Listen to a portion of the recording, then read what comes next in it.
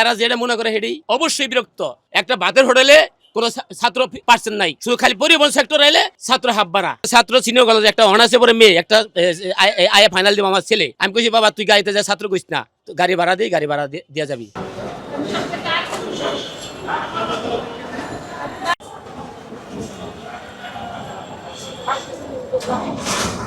এটি অতিরিক্ত হয়ে যেতেছে, ছাত্রের মধ্যে থাকবো, তারা অতিরিক্ত করতেছে, এগুলা ভালো লাগে না। ভোগান্তি না, এটা কি ভোগান্তি না, এটা কি গাড়ির মধ্যে কে বসে থাকে এভাবে?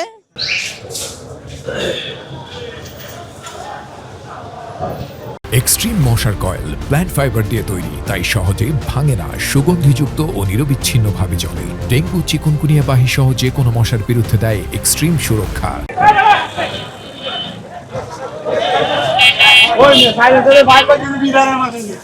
বললো যে 10 মিনিটের কথা বললো, বলে এখন পর্যন্ত আধা ঘন্টা হয়ে যেতেছে, এখনো ছাড়তেছে না। এভাবে মানুষকে হয়রানি তো করা ঠিক না।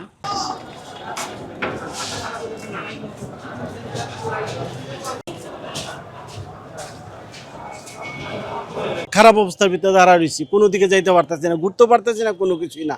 একটু সারলো আমরা ঘুরতে দিলে আমরা যাইতে পারতাম, এখন আমরা ওই 2-3 ঘন্টা ধরে এক জায়গার মধ্যে আটকে বয়ে রয়েছি।